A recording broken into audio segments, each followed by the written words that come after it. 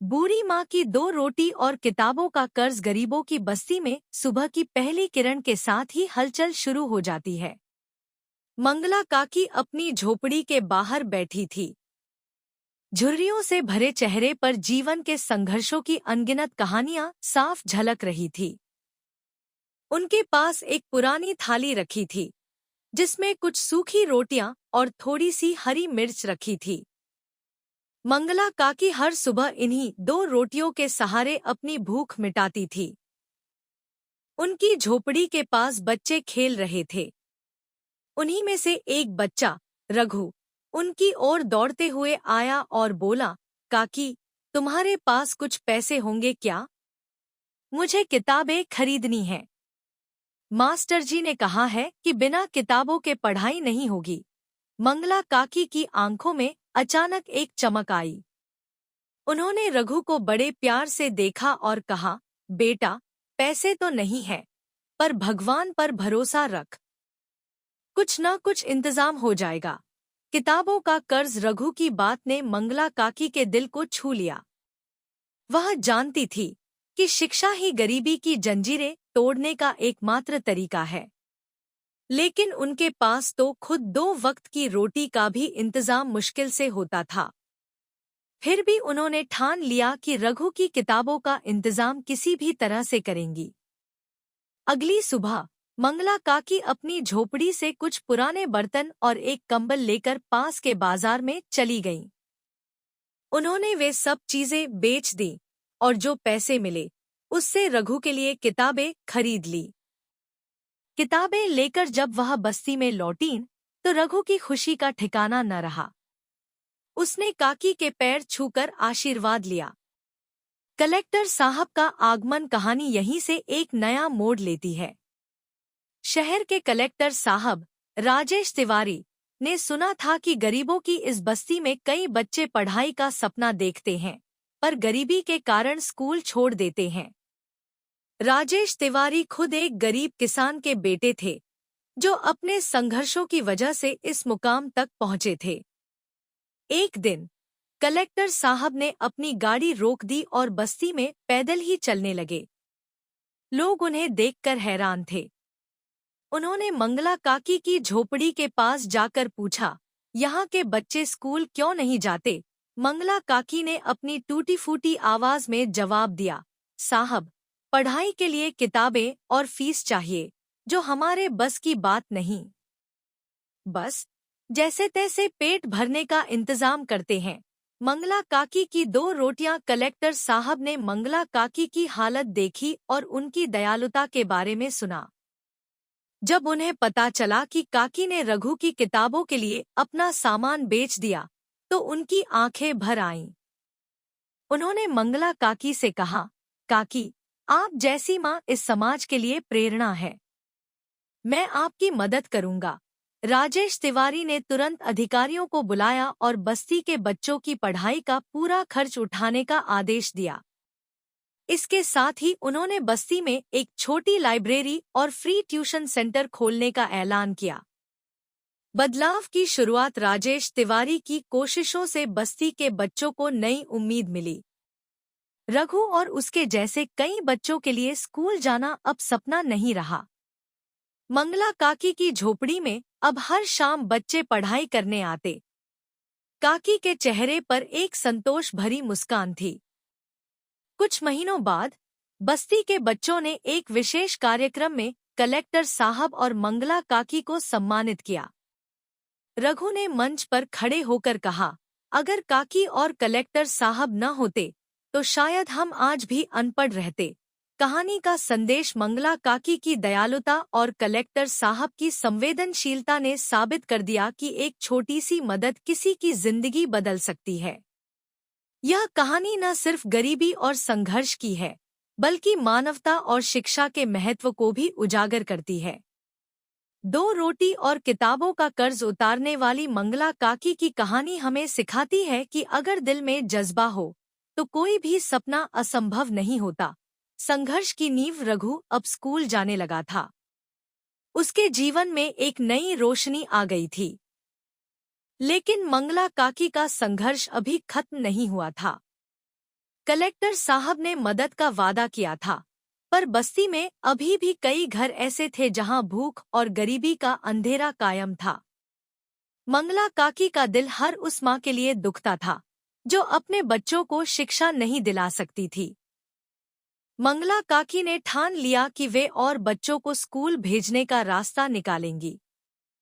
इसके लिए उन्होंने अपने अनुभव और जज्बे का सहारा लिया। उन्होंने बस्ती की महिलाओं को इकट्ठा किया और कहा, हम गरीब हैं पर मेहनती हैं। अगर हम मिलकर छोटे छोटे काम शुरू करें तो अपने बच्चों के भविष्य को सुधार सकते हैं। महिलाओं की पहल मंगला काकी की इस बात से महिलाएं प्रेरित हुईं। उन्होंने बस्ती में हाथ से बने सामान जैसे मिट्टी के बर्तन, बांस की टोकरियां और कपड़े सिलने का काम शुरू किया। काकी ने बस्ती के लोगों को संगठित किया और उनके सामान को बाजार में बेचने का जिम्मा खुद लिया। धीरे धीरे उनके बनाए सामान की मांग बढ़ने लगी। इस दौरान कलेक्टर साहब राजेश तिवारी भी इस बदलाव को देख रहे थे। उन्होंने बस्ती के इस प्रयास को बढ़ावा देने के लिए एक सरकारी सहायता योजना शुरू की। अब मंगला काकी की बस्ती में न केवल शिक्षा का अलख जल रहा था, बल्कि रोजगार के अवसर भी पैदा हो रहे थे। रघु का सपना दूसरी ओर, रघु ने पढ़ाई में अपनी लगन और मेहनत से सबका दिल जीत लिया। वह अपने स्कूल का सबसे होनहार छात्र बन गया। वह हमेशा कहता था, काकी, एक दिन मैं बड़ा आदमी बनूंगा और आपकी तरह सबकी मदद करूंगा।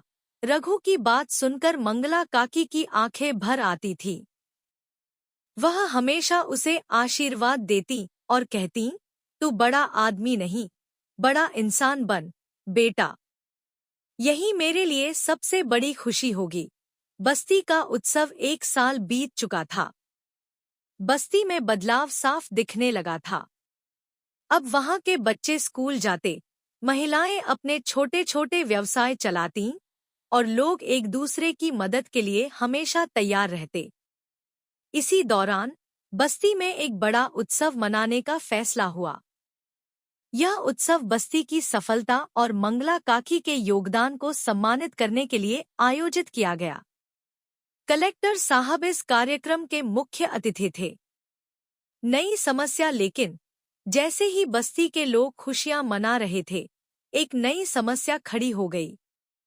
बस्ती की जमीन को एक बिल्डर ने खरीद लिया था और उसने बस्ती खाली करने का नोटिस भेजा। यह खबर सुनकर बस्ती के लोग परेशान हो गए। मंगला काकी ने कलेक्टर साहब से मदद की गुहार लगाई। उन्होंने कहा, साहब, यह बस्ती हमारी जान है। अगर इसे उजाड़ दिया गया तो हम फिर से सड़कों पर आ जाएंगे। कलेक्टर साहब ने इस मामले की गंभीरता को समझा। उन्होंने जांच की और पाया कि जमीन का सौदा गैरकानूनी तरीके से हुआ था। उन्होंने तुरंत उस सौदे को रद्द करवाने के लिए कानूनी प्रक्रिया शुरू कर दी। संघर्ष और विजय इस लड़ाई में मंगला काकी और बस्ती के लोगों ने कलेक्टर साहब का साथ दिया। उनकी एकजुटता और हिम्मत ने बिल्डर को मजबूर कर दिया कि वह पीछे हटे। अदालत ने फैसला बस्ती के पक्ष में सुनाया। अब यह जमीन स्थायी रूप से बस्ती के लोगों को आवंटित कर दी गई। इस जीत ने बस्ती के लोगों को और मजबूत बना दिया। उन्होंने तय किया कि अब वे अपने बच्चों की पढ़ाई और अपने रोजगार के माध्यम से अपने जीवन को और बेहतर बनाएंगे। रघु की सफलता समय बीतता गया। रघु ने पढ़ाई पूरी कर ली और एक बड़ा अफसर बन गया। उसने अपने जीवन में मंगला काकी की बातों को हमेशा याद रखा। जब वह अपनी पहली तनख्वाह लेकर मंगला काकी के पास गया तो उसने कहा, काकी, यह सब आपकी वजह से है। आप मेरी भगवान हैं। मंगला काकी की आंखों में खुशी के आंसू थे। उन्होंने रघु से कहा, बेटा, भगवान को नहीं, इंसान को इंसान बनना चाहिए। तूने मेरे सपने को सच कर दिया। अब मेरी जिंदगी पूरी हो गई। शिक्षा का अलख रघु ने अपनी सफलता के बाद बस्ती के लिए एक बड़ी योजना बनाई। उसने वहां एक बड़ा स्कूल और प्रशिक्षण केंद्र स्थापित किया। जहां बच्चों को मुफ्त शिक्षा और युवाओं को रोजगार के लिए प्रशिक्षण दिया जाता। मंगला काकी के नाम पर इस स्कूल का नाम रखा गया, मंगला देवी शिक्षा केंद्र। अब यह बस्ती न केवल गरीबी से मुक्त हो गई, बल्कि पूरे इलाके के लिए एक प्रेरणा बन गई। कहानी का अंत मंगला काकी के संघर्ष, कलेक्टर साहब की संवेदनशीलता और रघु की मेहनत ने इस बस्ती को बदलकर रख दिया। यह कहानी हमें सिखाती है कि अगर इंसान के दिल में दृढ़ विश्वास हो और साथ में मानवता का जज्बा हो, तो कोई भी बाधा इतनी बड़ी नहीं कि उसे पार न किया जा सके। यह कहानी न केवल समाज के बदलाव की मिसाल है, बल्कि यह भी सिखाती है कि छोटी सी मदद भी किसी की जिंदगी में बड़ा बदलाव ला सकती है। बूढ़ी माँ की 2 रोटी और किताबों का कर्ज, सुबह की ठंडी हवा और चिड़ियों की चहचहाहट से गरीबों की बस्ती जाग चुकी थी। झुग्गियों में लोग अपने दिन भर के संघर्ष की तैयारी कर रहे थे। मंगला काकी अपनी झोपड़ी के बाहर बैठी थी। उनकी झुर्रियों भरी आंखों में समय की कठोरता झलक रही थी। उनके पास एक पुरानी थाली में 2 सूखी रोटियां रखी थी, जो उनके दिन का एकमात्र भोजन था। पास ही रघु, एक 12 साल का लड़का, मिट्टी में बैठकर टूटी हुई पेंसिल से कुछ लिखने की कोशिश कर रहा था। उसके पास स्कूल की किताबें नहीं थी, लेकिन उसके सपने बहुत बड़े थे। रघु के पिता की कुछ साल पहले एक दुर्घटना में मौत हो गई थी और उसकी माँ घर घर काम करके गुजारा करती थी। किताबों की जरूरत एक दिन रघु मास्टर जी के कहने पर मंगला काकी के पास आया। उसने डरते हुए कहा, काकी, मास्टर जी ने कहा है कि बिना किताबों के स्कूल आना बेकार है। मुझे किताबें चाहिए, लेकिन माँ के पास पैसे नहीं हैं। आप कुछ मदद कर सकती हैं क्या? मंगला काकी की आंखों में दर्द और ममता दोनों झलक उठे। उन्होंने रघु के सिर पर हाथ फेरते हुए कहा, बेटा, पैसे तो मेरे पास भी नहीं है, लेकिन एक माँ के लिए उसका बच्चा सबसे बड़ा धन होता है। तू चिंता मत कर, मैं कुछ करूंगी। मंगला काकी का बलिदान। अगले दिन मंगला काकी ने अपने घर की सबसे कीमती चीजें, एक पुराना कंबल और 2 पीतल के बर्तन बाजार में बेच दिए। इससे जो पैसे मिले, उससे उन्होंने रघु के लिए किताबें खरीद ली। जब उन्होंने रघु को ये किताबें दी, तो रघु की आंखों में खुशी और कृतज्ञता के आंसू थे। काकी, मैं आपकी इस मदद को कभी नहीं भूलूंगा, रघु ने कहा। बेटा, मेरी खुशी तेरे पढ़ने में है। जब तू बड़ा आदमी बनेगा, तो ये दुनिया देखेगी कि शिक्षा कितनी जरूरी है, मंगला काकी ने जवाब दिया। कलेक्टर साहब का दौरा। कलेक्टर राजेश तिवारी को गरीबों की इस बस्ती के बारे में रिपोर्ट मिली थी। वह जानते थे कि इस बस्ती में लोग गरीबी से जूझ रहे हैं, लेकिन उनमें कुछ बदलने की क्षमता भी है। राजेश तिवारी खुद भी एक गरीब किसान के बेटे थे और उन्होंने अपनी मेहनत से यह मुकाम हासिल किया था। एक दिन राजेश तिवारी ने अपनी गाड़ी रोककर बस्ती का दौरा करने का फैसला किया। जब वह पहुंचे, तो वहां के हालात देखकर उनका दिल दहल गया। उन्होंने देखा कि लोग झुग्गियों में जी रहे थे, बच्चे बिना कपड़ों के खेल रहे थे और बस्ती में शिक्षा की कोई व्यवस्था नहीं थी। मंगला काकी की झोपड़ी के पास पहुंचकर उन्होंने पूछा, यहाँ के बच्चे स्कूल क्यों नहीं जाते? मंगला काकी ने कहा, साहब, स्कूल तो हैं, लेकिन किताबें, फीस और पढ़ाई का खर्चा कहाँ से आए? हम तो 2 वक्त की रोटी जुटाने में ही परेशान रहते हैं। संवेदनशीलता और पहल। कलेक्टर साहब ने मंगला काकी की बातें सुनी और उनका बलिदान भी जाना। यह सुनकर वह भावुक हो गए। उन्होंने तुरंत एक आदेश जारी किया कि बस्ती के सभी बच्चों को मुफ्त में शिक्षा, किताबें और वर्दी दी जाएगी। इसके साथ ही उन्होंने बस्ती में एक छोटा पुस्तकालय और ट्यूशन सेंटर खोलने की भी घोषणा की। बस्ती में बदलाव। कुछ ही महीनों में बस्ती का माहौल बदलने लगा। बच्चे अब स्कूल जाने लगे और ट्यूशन सेंटर में मंगला काकी की झोपड़ी एक केंद्र बन गई थी। काकी का चेहरा हर शाम उन बच्चों से भरा रहता जो पढ़ने आते थे। उनकी झोपड़ी अब बस्ती का शिक्षा मंदिर बन गई थी। रघु अब पढ़ाई में और भी मेहनत करने लगा। वह हमेशा कहता, काकी, मैं बड़ा होकर आपका कर्ज जरूर चुकाऊंगा। मंगला काकी मुस्कुराते हुए कहती, बेटा, मेरा कर्ज चुकाने की जरूरत नहीं। तू बड़ा आदमी बन, यही मेरी खुशी है। नई समस्या का आगमन। लेकिन जब सब कुछ सही चल रहा था, तभी बस्ती पर एक बड़ी मुसीबत आ गई। बस्ती की जमीन को एक बड़े बिल्डर ने खरीद लिया था और उसने लोगों को वहां से हटने का नोटिस भेजा। यह खबर सुनकर बस्ती के लोग डर गए। मंगला काकी ने बस्ती के लोगों को इकट्ठा किया और कहा, हमने अपनी मेहनत से इस जगह को जिंदा रखा है, हमें इसे ऐसे ही छोड़ने नहीं देंगे। कलेक्टर साहब को इस समस्या के बारे में पता चला। उन्होंने तुरंत इस जमीन के सौदे की जांच के आदेश दिए। जांच में पता चला कि यह सौदा अवैध था। संघर्ष और विजय। कलेक्टर साहब ने बस्ती के लोगों का समर्थन किया और अदालत में यह मामला लड़ा। मंगला काकी ने भी अपनी गवाही दी और उनकी सच्चाई ने अदालत को प्रभावित किया। आखिरकार अदालत ने बस्ती के पक्ष में फैसला सुनाया।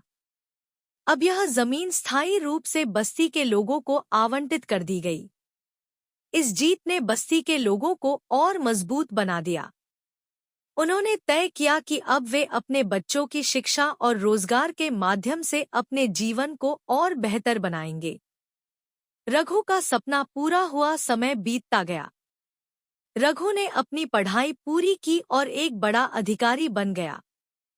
जब वह अपनी पहली तनख्वाह लेकर मंगला काकी के पास आया, तो उसने उनके पैर छूते हुए कहा, काकी, यह सब आपकी वजह से है। आपने मुझे जो किताबें दी थी, वह मेरी जिंदगी की सबसे बड़ी पूंजी थी। मंगला काकी की आंखों में आंसू थे। उन्होंने कहा, बेटा, तूने मेरे जीवन को सफल बना दिया। अब मैं चैन से मर सकती हूँ। बस्ती का विकास। रघु ने अपनी सफलता के बाद बस्ती के लिए एक बड़ी योजना बनाई।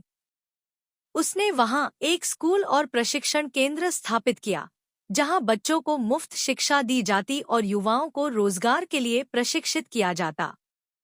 उसने इस केंद्र का नाम रखा, मंगला देवी शिक्षा केंद्र। अब यह बस्ती न केवल गरीबी से मुक्त हो गई थी, बल्कि पूरे इलाके के लिए प्रेरणा का स्रोत बन गई थी। मंगला काकी के संघर्ष और कलेक्टर साहब की मदद से यह संभव हो सका।